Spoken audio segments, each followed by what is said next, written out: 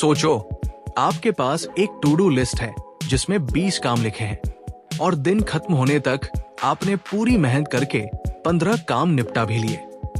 देखने में लगेगा कि आज का दिन बड़ा प्रोडक्टिव था ना, लेकिन अगर वो 15 काम आपकी असली जिंदगी या करियर में कोई बड़ा फर्क ही नहीं लाते, तो ऐसी मेहनत का क्या फायदा। आज के टाइम में हर इंसान बिजी है, हर कोई भाग रहा है, लेकिन सक्सेसफुल बहुत कम लोग हैं। क्यों? क्योंकि हम बिजी होने को प्रोडक्टिव होना समझ बैठे हैं। हम एक ही वक्त में 10 चीजें अचीव करने की कोशिश करते हैं और रिजल्ट ये होता है कि कोई भी एक काम अपनी मंजिल तक नहीं पहुंचता। अगर आपने ये ऑडियो बुक अगले कुछ मिनट पूरे ध्यान से सुन लिया, तो मैं पंकज कुमार राज आपसे वादा करता हूं कि आप अपनी पूरी लंबी चौड़ी टू डू लिस्ट को सिर्फ एक सिंपल सवाल से रिप्लेस कर पाओगे। एक ऐसा सवाल जो आपकी प्रोडक्टिविटी, फोकस और रिजल्ट्स तीनों को हमेशा के लिए बदल देगा। चलिए शुरू करते हैं। सक्सेस एक साथ सब कुछ करने से नहीं आती।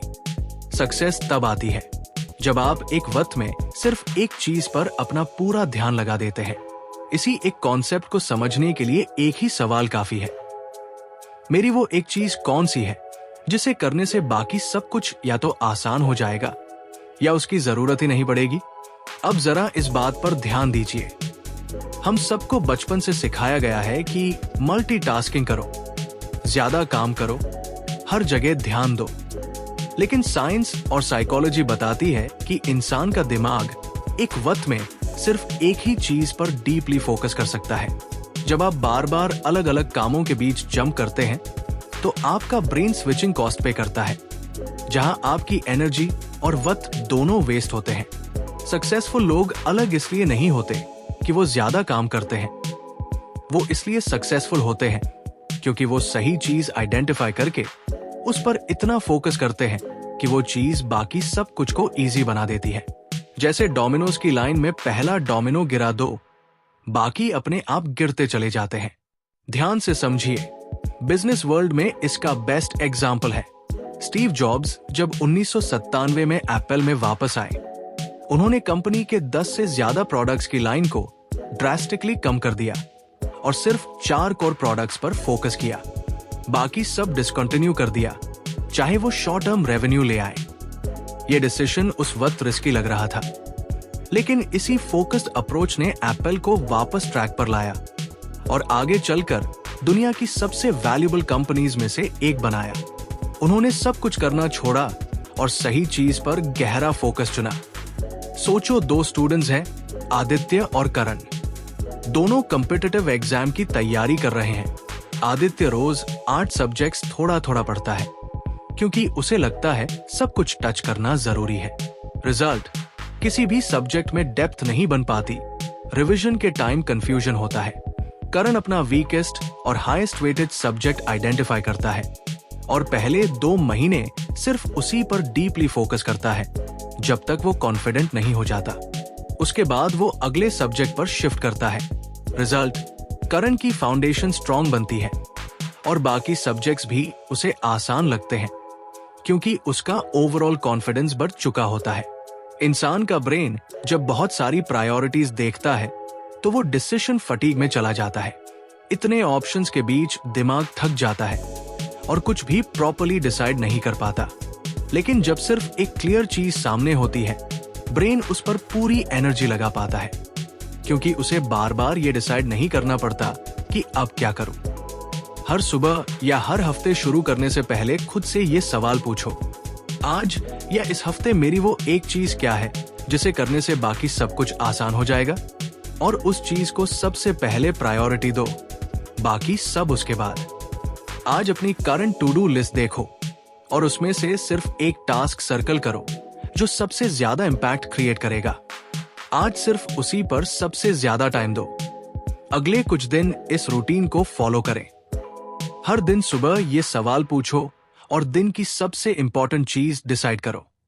उस वन थिंग को दिन के पहले 2 घंटे में कंप्लीट करने की कोशिश करो जब एनर्जी सबसे ज्यादा होती है। आप खुद नोट करेंगे कि जब आप एक चीज पर फोकस करते हो, बाकी काम ऑटोमेटिकली कैसे इजी या लेस इंपॉर्टेंट लगने लगते हैं। हर हफ्ते के शुरू में अपना वीकली वन थिंग सेट करो। एक नॉट टू डू लिस्ट बनाओ उन चीजों की जो आप जानबूझकर अवॉइड करोगे क्योंकि वो आपके वन थिंग से डिस्ट्रैक्ट करती है। महीने के एंड में देखो कि कितनी चीजें सिर्फ इसलिए आसान हो गई क्योंकि आपने सही चीज पर पहले फोकस किया। अपनी प्रोग्रेस ट्रैक करते वक्त देखो कि क्या आपकी टू डू लिस्ट छोटी और ज्यादा मीनिंगफुल बन रही है। तो सोचिए, अगर आप सिर्फ एक काम कर सकते इस हफ्ते जिससे बाकी सब कुछ आसान हो जाए, वो काम क्या होगा? जिंदगी में बड़ी सक्सेसेस छोटी सही ऑर्डर में रखी हुई एक्शंस का रिजल्ट होती है। बिल्कुल डोमिनोज की तरह एक सही डोमिनो को धक्का दो और अगर वो सही ऑर्डर में सेट है तो पूरी लाइन अपने आप गिर जाती है। यही वो जगह है जहां लोग गलती करते हैं। वो सोचते हैं कि बड़ा गोल अचीव करने के लिए बड़े ड्रामेटिक एक्शंस चाहिए, लेकिन असलियत ये है कि बड़े रिजल्ट्स छोटे कंसिस्टेंट एक्शन से आते हैं जो सही सीक्वेंस में रखे गए हों। जैसे डोमिनोज का साइज ग्रेजुअली बढ़ता है, पहला डोमिनो छोटा होता है, लेकिन अगर सही तरीके से लाइंड अप हो तो वो अपने से बड़े डोमिनो को गिरा सकता है और वो उससे भी बड़े को। यही प्रिंसिपल करियर, हेल्थ और रिलेशनशिप्स हर जगह काम करता है। छोटा कंसिस्टेंट एक्शन सही डायरेक्शन में धीरे धीरे बड़े रिजल्ट में बदल जाता है। अब यहाँ एक बड़ा सवाल उठता है, क्या छोटे स्टेप्स सच में इतना बड़ा फर्क ला सकते हैं? विराट कोहली की फिटनेस जर्नी इसी प्रिंसिपल का प्रूफ है। 2012 के आसपास उन्होंने अपनी फिटनेस और डाइट पर छोटे कंसिस्टेंट चेंजेस शुरू किए। पहले सिर्फ अपनी डाइट इंप्रूव की, फिर ट्रेनिंग इंटेंसिटी बढ़ाई, फिर मेंटल डिसिप्लिन पर काम किया। एक एक करके ये छोटे चेंजेस एक दूसरे को सपोर्ट करते गए। बेहतर फिटनेस ने बेटर परफॉर्मेंस दी, बेटर परफॉर्मेंस ने कॉन्फिडेंस बढ़ाया और कॉन्फिडेंस ने उन्हें और कंसिस्टेंट बनाया। ये एक डोमिनो इफेक्ट था जिसने उन्हें क्रिकेट के टॉप प्लेयर्स में से एक बनाया। सोचो, एक एंटरप्रेन्योर रवि अपना बिजनेस स्टार्ट कर रहा है। वो एक साथ मार्केटिंग, सेल्स, हायरिंग और प्रोडक्ट सब कुछ इंप्रूव करने की कोशिश करता है। रिजल्ट, एनर्जी स्कैटर हो जाती है और कुछ भी प्रॉपर्ली नहीं हो पाता। दूसरा एंटरप्रेन्योर मीरा पहले सिर्फ अपना प्रोडक्ट इतना अच्छा बनाती है कि कस्टमर्स खुद रेकमेंड करने लगे। एक बार प्रोडक्ट सॉलिड हो जाता है, वही वर्ड ऑफ माउथ मार्केटिंग बन जाता है। फिर वो सेल्स प्रोसेस को इंप्रूव करती है जिससे रेवेन्यू मिलता है जो हायरिंग के लिए यूज होता है। हर स्टेप अगले स्टेप को इजी बनाता है। यही डोमिनो इफेक्ट है। जब इंसान एक साथ सब कुछ इंप्रूव करने की कोशिश करता है, उसका ब्रेन ओवरवेल्म हो जाता है और ओवरवेल्म इंसान को एक्शन लेने से रोकता है, इसलिए कुछ भी शुरू नहीं होता।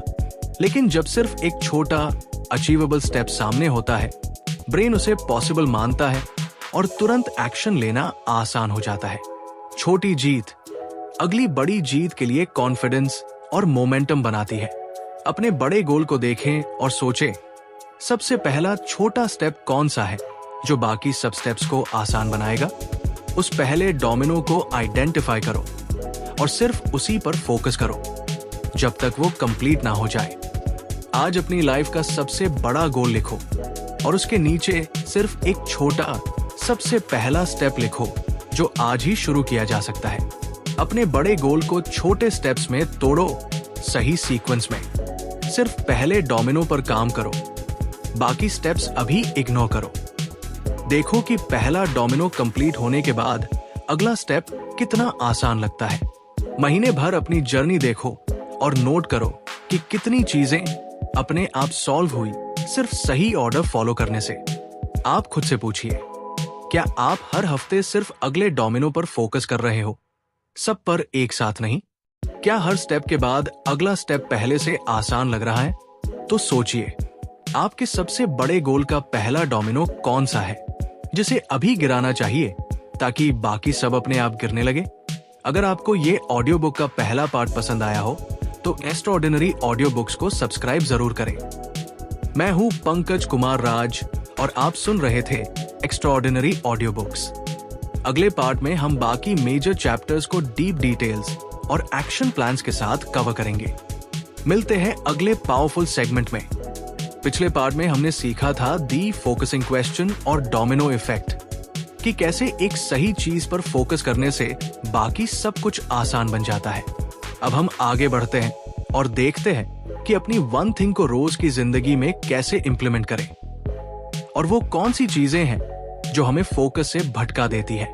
सिर्फ अपनी वन थिंग आइडेंटिफाई कर लेना काफी नहीं है, उसे रोज के कैलेंडर में एक फिक्स्ड और प्रोटेक्टेड टाइम ब्लॉक देना बहुत जरूरी है, क्योंकि जो चीज कैलेंडर में नहीं है वो अक्सर हो ही नहीं पाती। अब जरा ध्यान दीजिए, लोग अपनी टू डू लिस्ट बनाते हैं, लेकिन अपनी वन थिंग को सिर्फ जब टाइम मिलेगा तब करूंगा की कैटेगरी में डाल देते हैं। इसका रिजल्ट ये होता है कि छोटे, अर्जेंट लेकिन अनइम्पॉर्टेंट काम पूरा दिन खाते रहते हैं, और सबसे इंपॉर्टेंट काम दिन के एंड तक टलते रहते हैं। टाइम ब्लॉकिंग का सीधा सा मतलब है अपनी वन थिंग के लिए एक फिक्स टाइम, जैसे सुबह के पहले 2 घंटे कैलेंडर में ऐसे रिजर्व करना जैसे वो एक अनमूवेबल मीटिंग हो। इस टाइम में कोई दूसरा काम, कोई नोटिफिकेशन या कोई भी छोटा सा इंटरप्शन अलाउड नहीं होता। ध्यान से समझिए, बिजनेस वर्ल्ड में वॉरेन बफेट का एग्जाम्पल बहुत बड़ा है। वॉरेन बफेट अपने डेली शेड्यूल में रीडिंग और डीप थिंकिंग के लिए एक बड़े हिस्से का टाइम फिक्स रखते हैं, जो उनके फाइनेंशियल डिसीजंस की फाउंडेशन बनाता है। उनका पूरा दिन मीटिंग से नहीं भरा होता, बल्कि वो जानबूझकर अपने सबसे इंपॉर्टेंट काम यानी एनालिसिस और रिसर्च के लिए अनडिस्टर्ब टाइम प्रोटेक्ट करते हैं, और उसके बाद ही बाकी चीजें शेड्यूल करते हैं। ये अप्रोच हमें साफ बताती है कि वर्ल्ड क्लास रिजल्ट्स कभी भी एक एक्सीडेंट नहीं होते, बल्कि जानबूझकर बनाए गए टाइम ब्लॉक्स का रिजल्ट होते हैं। सोचो, 2 राइटर्स हैं, अंजलि और विवेक। दोनों एक बुक लिखना चाहते हैं। अंजलि सोचती है कि जब भी फ्री टाइम मिलेगा तब लिखूंगी। रिजल्ट ये होता है कि महीने गुजर जाते हैं और सिर्फ 2-3 पेजेस ही लिखे जाते हैं, क्योंकि फ्री टाइम कभी प्रेडिक्टेबल नहीं होता। वही दूसरी तरफ विवेक अपने कैलेंडर में रोज सुबह 6 से 8 बजे का टाइम ब्लॉक फिक्स करता है, सिर्फ लिखने के लिए। उस वक्त फोन साइलेंट रहता है, चाहे उसका मूड हो या ना हो, वो उस टाइम में बैठता जरूर है। नतीजा ये होता है कि 6 महीने में उसकी पूरी बुक कंप्लीट हो जाती है। दोनों का गोल एकदम सेम था, सिर्फ एक ने टाइम को प्रोटेक्ट किया और दूसरे ने अवेलेबल टाइम का इंतजार किया। साइकोलॉजी के हिसाब से इंसान का दिमाग अवेलेबल टाइम को हमेशा कम प्रायोरिटी देता है, क्योंकि उसका कोई फिक्स्ड कमिटमेंट नहीं होता, और जो चीज फिक्स्ड नहीं है उसे दिमाग इजीली पोस्टपोन कर देता है। लेकिन जब टाइम कैलेंडर में एक अपॉइंटमेंट की तरह ब्लॉक होता है, तो दिमाग उसे एक कमिटमेंट की तरह ट्रीट करता है, जिसे तोड़ना मुश्किल लगता है। बिल्कुल वैसे ही जैसे किसी डॉक्टर की अपॉइंटमेंट कैंसिल करने में हमें हेजिटेशन होती है। इसे प्रैक्टिकली अप्लाई करने के लिए अपने कैलेंडर में आज ही अपनी वन थिंग के लिए एक फिक्स डेली या वीकली टाइम ब्लॉक बनाओ, और उस टाइम को उतनी ही सीरियसनेस से ट्रीट करो जितनी किसी इंपॉर्टेंट मीटिंग को करते हो। अगर इमीडिएट एक्शन की बात करें तो आज और अभी अपना कैलेंडर खोलो और कल के दिन में अपनी वन थिंग के लिए कम से कम 1 घंटा ब्लॉक करो। अब बात करते हैं आपके 7 डे एक्शन प्लान की। पहले और दूसरे दिन अपने दिन का वो टाइम आइडेंटिफाई करो जब आपकी एनर्जी सबसे हाई होती है। तीसरे से 5वें दिन उस टाइम को अपनी वन थिंग के लिए फिक्स्ड ब्लॉक बना दो, और कोई भी दूसरा काम उस टाइम में स्केड्यूल मत करो। फिर 6ठे और 7वें दिन नोटिस करो कि जब ये टाइम प्रोटेक्टेड होता है तो आपका आउटपुट कितना बढ़ जाता है। अगर हम 30 डे ट्रांसफॉर्मेशन प्लान की बात करें तो अपने टाइम ब्लॉक को एक नॉन निगोशिएबल डेली अपॉइंटमेंट बना दो। जैसे कोई मीटिंग कैंसिल नहीं करते, वैसे ही इसे भी कैंसिल मत करो। अपने आसपास के दूसरों लोगों को, फैमिली और कोलीग्स को बता दो कि ये टाइम आपका प्रोटेक्टेड टाइम है, ताकि इंटरप्शंस कम हो। अपनी प्रोग्रेस को ट्रैक करते रहो और खुद से पूछो, क्या आपका टाइम ब्लॉक रोज ऑनर हो रहा है? क्या इंटरप्शंस कम हो रहे हैं उस टाइम के दौरान? और क्या आपकी वन थिंग पर प्रोग्रेस मेजरेबल रूप से बढ़ रही है? तो एक बार रिफ्लेक्शन के लिए खुद से पूछिए, क्या आपकी सबसे इंपॉर्टेंट चीज के लिए कैलेंडर में एक फिक्स्ड प्रोटेक्टेड जगह है, या वो सिर्फ जब टाइम मिलेगा के भरोसे चल रही है? आगे बढ़ते हैं। 4 चीजें ऐसी है जो आपको अपनी वन थिंग से दूर ले जाती है। पहला, इनएबिलिटी टू से नो यानी ना बोलने में दिक्कत। दूसरा, फियर ऑफ केओस यानी सिस्टम्स ना होने का डर। तीसरा, पुअर हेल्थ हैबिट्स यानी कम एनर्जी। और चौथा, environment that doesn't support your goals यानी गलत एनवायरनमेंट। गौर से सुनिए, ये 4 थीव्स हमेशा छुपे हुए होते हैं, इसलिए इन्हें पहचानना बहुत जरूरी है। पहला थीव है नो बोलने में दिक्कत। जब कोई हमें काम या रिक्वेस्ट देता है, हम गिल्ट की वजह से हाँ बोल देते हैं, चाहे वो हमारी वन थिंग से रिलेटेड ना हो। दूसरा थीव है केओस का डर, बिना सिस्टम के काम करना, जहां हर दिन नया फायर बुझाना पड़ता है। इस वजह से डीप और प्लान्ड वर्क का टाइम ही नहीं मिलता। तीसरा थीव है पुअर हेल्थ, नींद पूरी ना होना, खराब डाइट, एक्सरसाइज ना करना, ये सब वो एनर्जी ले लेते हैं जो वन थिंग पर फोकस करने के लिए चाहिए होती है। चौथा थीव है गलत एनवायरनमेंट। अगर आपके आसपास के लोग या जगह आपके गोल को सपोर्ट नहीं करते, तो मोटिवेशन धीरे धीरे खत्म हो जाता है। अब यहाँ एक बड़ा सवाल उठता है कि क्या एनवायरनमेंट सच में इतना बड़ा फर्क डालता है? MS धोनी अपने काम और कंट्रोल्ड एनवायरनमेंट के लिए जाने जाते हैं।